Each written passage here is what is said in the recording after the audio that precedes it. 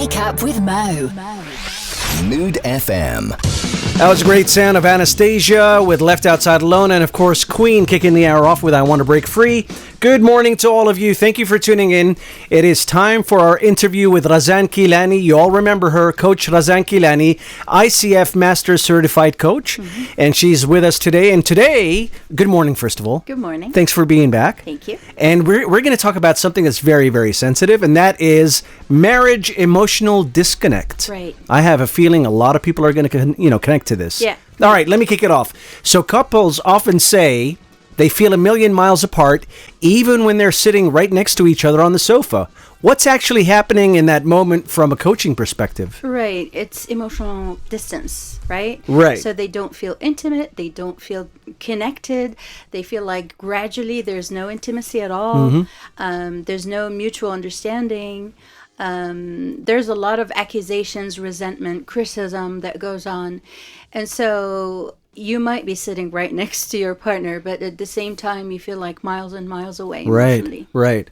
Okay, so that sounds deeply painful. By the way, now you mentioned destructive communication patterns. What researcher John Gottman calls the four horsemen. Right. All right. If a couple is standing right at the edge of the cliff, which of those four is usually the final shove? It's resentment. Resentment. Right. Because what happens is that it starts with criticism, and then it turns into contempt and resentment. And then emotionally, they start breaking apart, and then, it becomes impossible to forgive them. Right. So it really starts with criticism, but what really hurts and breaks up that emotional intimacy or that bond is resentment, mutual resentment. And unless it gets solved, it's not going to go away. Okay. What causes this? What usually causes this? So basically, all relationships stand on good communication. Right. So when we say good communication, we mean effective communication. So I'm not just communicating with you. No, it's got to be effective. Right. And it's not just verbal. So physiological proximity, intimacy, choosing the right words, choosing to speak in the right time, the right way, to express the right things that are really bothering you to the right person, and not go around and gossip about your partner. And so what happens is that when this feeling of resentment grows inside of your heart, it becomes really, really difficult for you to forgive them once you figure out what's happening, and then stonewalling happens. Right. And so once you hit stonewalling, it's a wall. You can live like this for 15, 20, 35 years, and this wall is not going away. It's just keeping you apart. So there is a wall. Yes. Okay. So how do you solve that?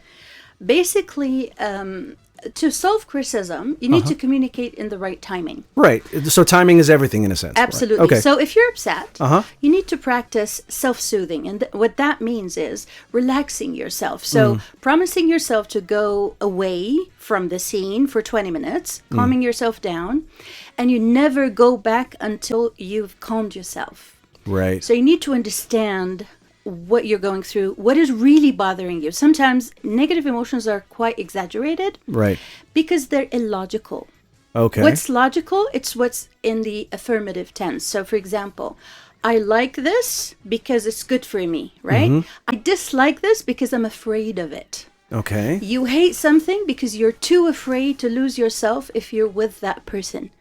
Oh. Or if you're doing something that you don't like. So Okay. it all stems from fear that turns into rage and anger and all that. And then it turns into toxic emotions, and then you start exchanging that. So it really starts with criticism, and then it builds up, right? Right. So up to a wall. So unless you solve this, it's not going to go away. It's not going to go away at And all. it's got to be mutual. You can't break the wall. Yeah, so you need to take responsibility. Both. So that's another way of solving the issue. Okay. Which is not acting like a victim, right? So part of the four horsemen, in addition to criticism and contempt or resentment, is you also acting like a victim. Like, that person does this to me. Right. Take responsibility. So take leadership. all right, so what can I do? What is within my control to do? I can communicate. If this way doesn't work, I can communicate in a different way. Right. I can involve someone. I can go somewhere with my partner to communicate if it's impossible. And so you stop acting like a victim. Also, you listen to the other partner. So if the other partner is saying something, you've got to listen to them, understand where they're coming from. If they make sense, you make amends. Right. If they don't want to make sense, then you need to understand the deeper issues behind that. So it goes deeper. Right. Okay. All right. So we have Razan Kilani with us, Coach Razan Kilani, ICF Master Certified Coach. Today we're talking about marriage emotional disconnect. If you have any questions for her, let us know. 078-9292-002. Make sure you include your name. We're going to be back soon. We built this city on rock and roll. Built this city. We built this city on rock and roll.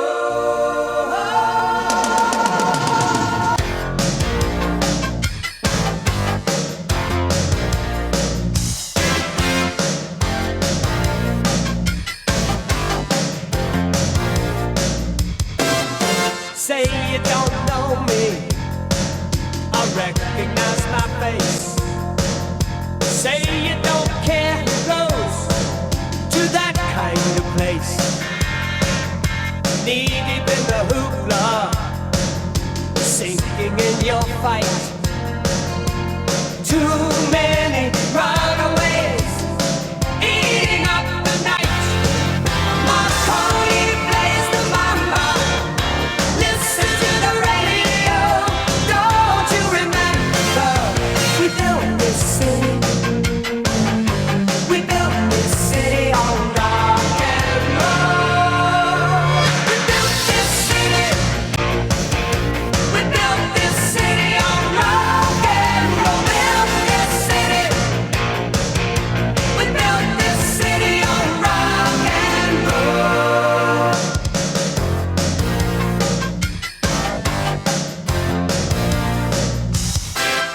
Someone always playing corporation games.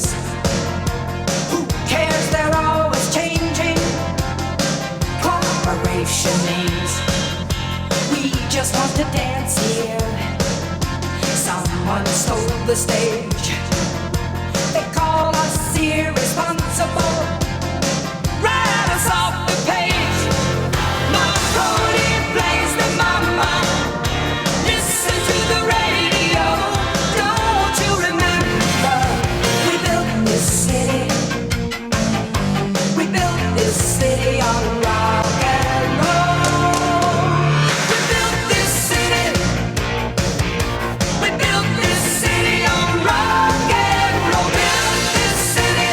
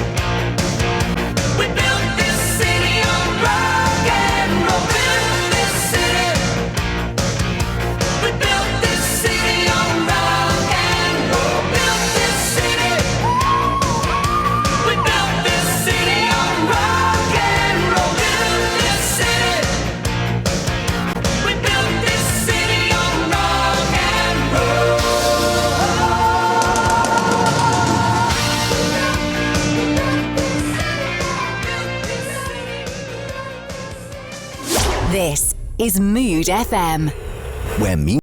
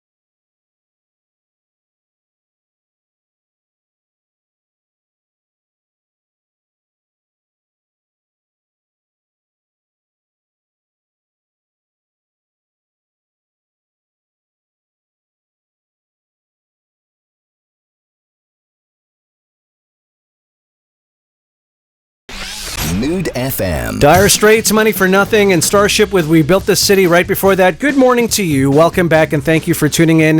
Razan Kilani is with us. She is the ICF Master Certified Coach. And today we're talking about marriage emotional disconnect. Good morning and thank you very much for being here. Razan, we have a question from Ahmed. What advice would you give to someone who feels emotionally disconnected from their spouse, even though there's no major conflict? And how can you reconnect without making the other person feel blamed or criticized? I think that's an awesome question there.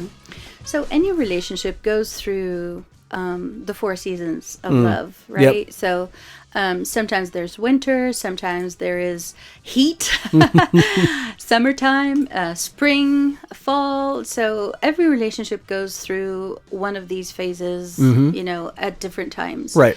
And emotional disconnect happens. It's bound to happen. I mean, it happens even between you and your siblings sometimes, between you and your friends. We're dynamic creatures. And so we don't pair up or partner or marry someone because we're in love. We marry them. And this is something I heard the other day by somebody who said it. I can't remember who. We get in partnership or in a relationship to become whole. Okay. So it's a journey of you understanding more about yourself. Okay. So the four horsemen are criticism, contempt, defensiveness, acting like a victim, and stonewalling.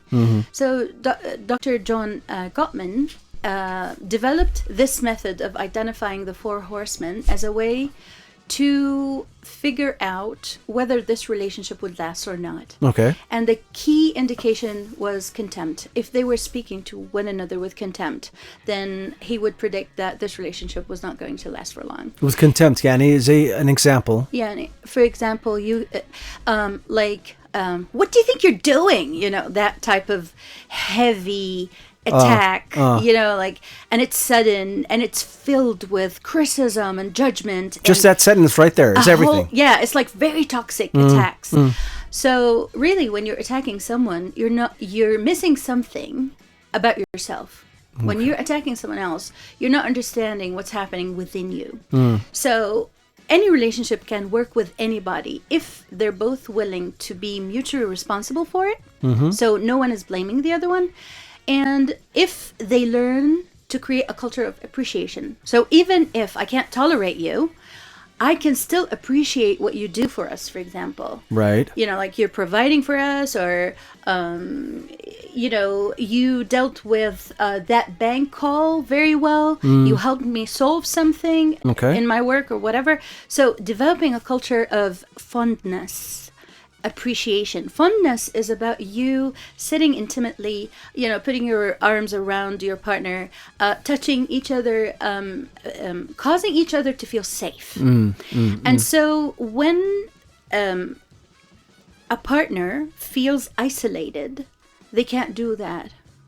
So there's lack of communication happening, effective communication. They need to effectively communicate. Like, for example, I don't feel appreciated.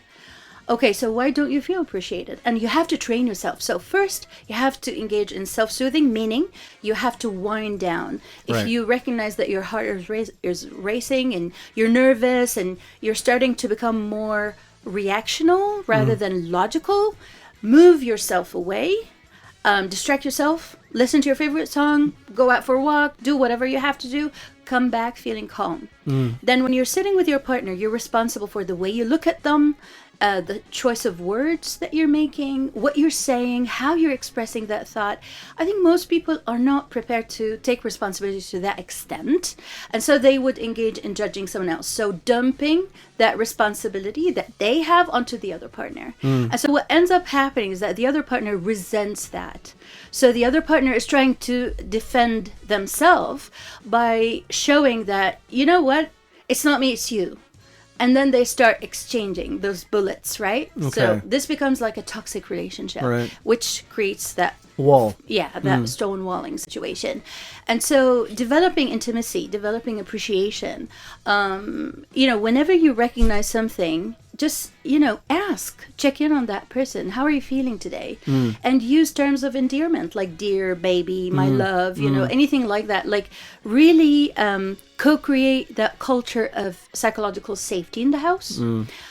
So the kids also would grow up seeing that. Obviously, if there's cultural difference, it is an impediment in most cases. Cultural differences in different nationalities, or not necessarily. You could be different, coming from the same neighborhood, from the same house, from the same family sometimes. Okay. So this is why we can't treat a person as an island.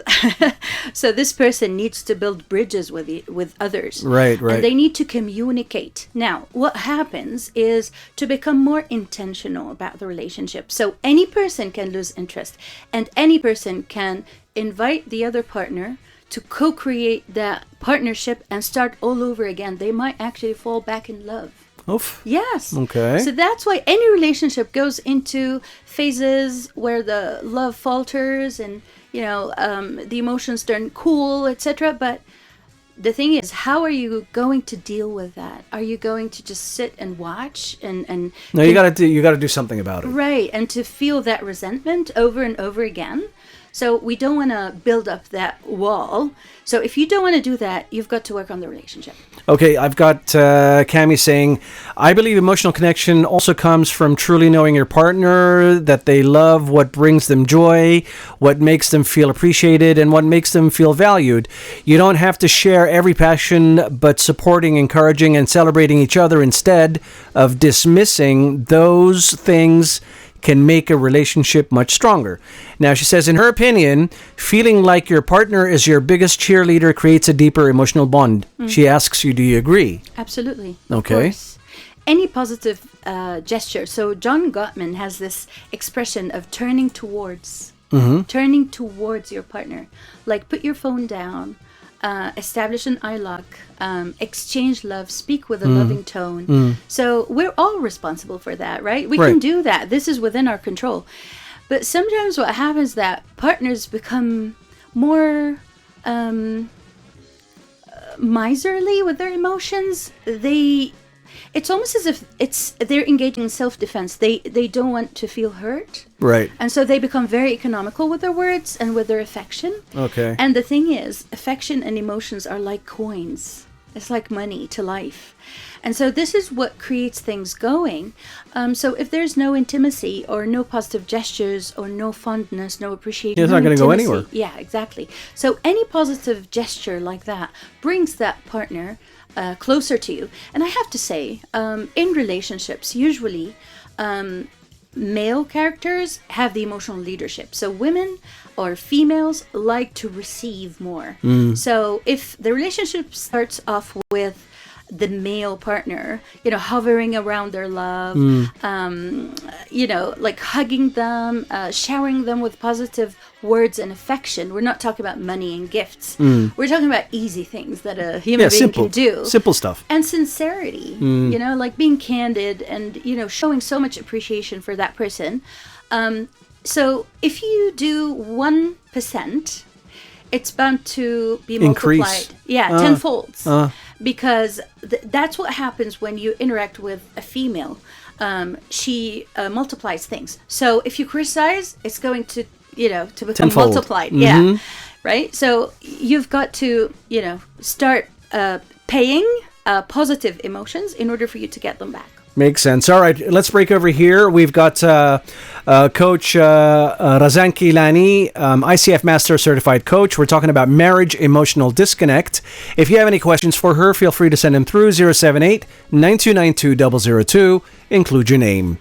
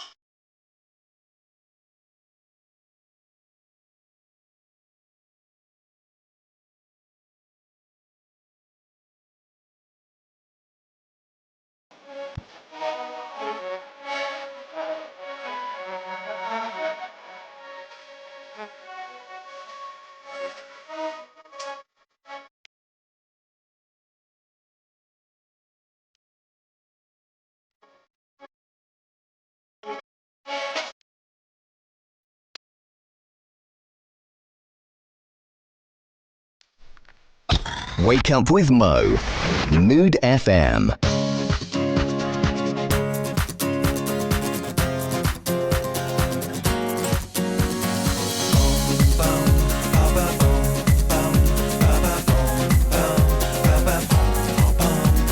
From Jamaica to the world, it's just love.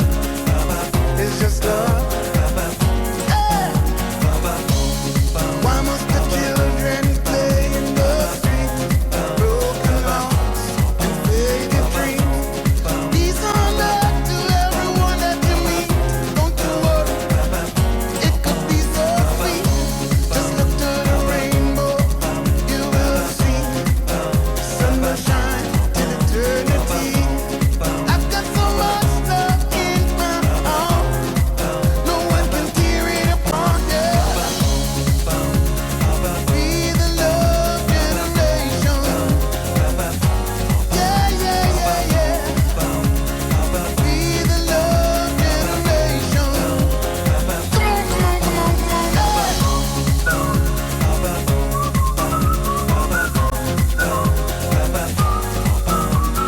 the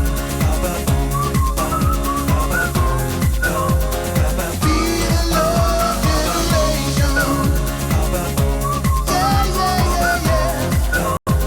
Be the love generation. Ooh, yeah. It's our love, you know. It's our love. From I and I to everyone. Got to help, but we got to help, yeah. There's no need to cry, yeah. Got to help, but we got to help, yeah. Got to live that love. You know what I'm talking about? Come on. Be the love generation. Yeah, yeah, yeah, yeah. Be the love generation. Come on, come on, come on, come on. Hey!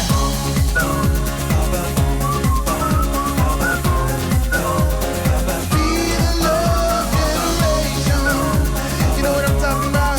Ooh, yeah. It's our love. Be the love generation. Got to help, but we got to love, yeah. Be the love generation. Ooh, yeah. It's our love. Be the love generation. Got to help, but we got to love, yeah. Wake up with Mo. Mood FM. Bob Sinclair and Gary Nesta Pine, that is, with Love Generation, and of course Crystal Waters, 100% pure love. Good morning to you and welcome back, and thank you for tuning in. We have Razan Kilani with us, Coach Razan Kilani, ICF Master Certified Coach. We're talking about marriage, emotional disconnect. So once the dust settles, Razan, how do you coach a couple to restart a conversation that usually turns into a screaming match or a defense hearing? What I do usually, after I invite everybody to calm down, and I usually meet them at somewhere that they both prefer and like. A neutral ground. Right, so where they're sitting comfortably in their chairs. And so then I ask them, what made you fall in love with this person? So we go back to the basics. Right. We try to remember what brought us here in the first place. So why am I into this relationship? Number two, reminding them about their compass, their emotional compass. Like, what do we want to represent as a couple? What is our mission? And so I get them to listen to one another. So when you talk productively like that, sometimes the focus shifts from the negative to the positive. Right. And then they start comporting differently. So they start feeling less heavy, less significant, and lighter. So they start appreciating one another more. They start looking at each other differently. In some cases where there is ego or arrogance or fear, and some issues stem way back from past issues and past trauma Right. that have to do with the fear of immersing yourself in your partner's culture.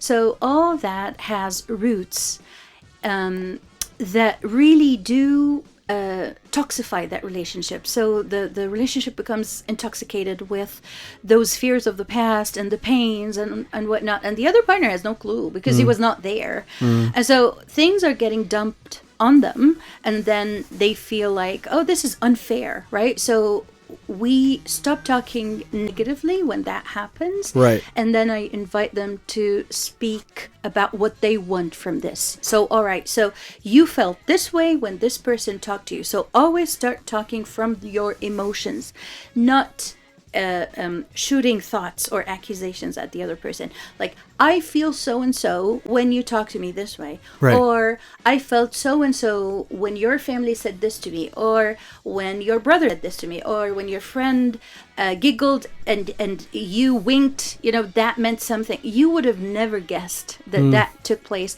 unless your partner would have addressed this with you. Right. So communication is key. So basically, if the couple is not able to communicate effectively on their own, they need to seek help.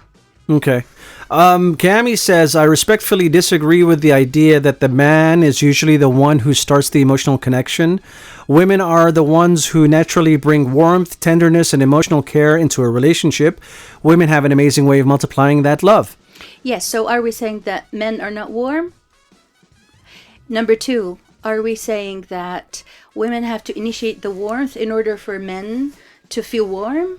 So I also disagree with that. But I did not say anything that contradicted what the person who wrote this message said. So what I said was, when a man wins the heart of his female partner, usually the female partner never forgets that. It really carves deep into her heart. And then she remains loyal to that memory. And then if he continues to do that, that emotional credit, if he continues to enrich that emotional credit, then his credit is really big in her heart. Right. And so she multiplies that. So she gives back love, security, etc., etc. Kind of like give and take in a way. Right. All right. This takes a lot of discipline. Yeah, and beyond conflict resolution, what is the most powerful intimacy cheat code? All right, let's call it an intimacy cheat code. You can give couples to rebuild a friendship that seems completely dead. So the first thing we have to figure out, do we still want to continue together? If the answer mutually is yes, then what is the goal? What do we want to be as a couple? What do we want to accomplish as a couple? What type of legacy do we want to leave, especially if we have kids? So a cheat code would be reminding them of that goal and reminding them that I'll always be with you. Okay. During the ups and downs, the 4 seasons of love, it doesn't matter. Support. Right. I'm always going to be there. So this per se gives both partners the security they need in order for them to stop being defensive. Okay. Right? Then Right. contempt gets reduced, and then criticism gets Things start falling into place in a right. sense. And the culture of appreciation and fondness turning towards, sometimes some relationships require bidding. So you do this, I do that, right? And then things are resolved. As Okay. simple as that. So again, we go back to effective communication. Effective communication. Okay, Right. finally, when do you, as a life coach, all right, when do you know it's time to stop the DIY repairs and recommend clinical intervention for one or both partners? So if any of the two or both have issues in the past, they ought to have some sort of therapy, like professional intervention. And it usually requires therapy, because therapy takes you back to the past and helps you resolve past issues. Right. Unless you've done that, you won't be able to live functionally in the present. So our brains are like computers like that. So if there's a bug from the past, it will always continue to ruin the present moment. So if You have to debug it. Exactly. So if any or both of them have issues in the past, they ought to resolve them first individually. And then together they can go back and seek couples therapy if they're not able to work things out on their own. Okay, fair enough. All right, Razan Kilani, ICF Master Certified Coach. It has been a pleasure, as usual. Thank you, same And here. you are welcome to come back anytime you want. You let us know. And thank you very much for being here. You're very welcome. All right, we've got more of your tunes on the way. Keep it here. This is Mood FM.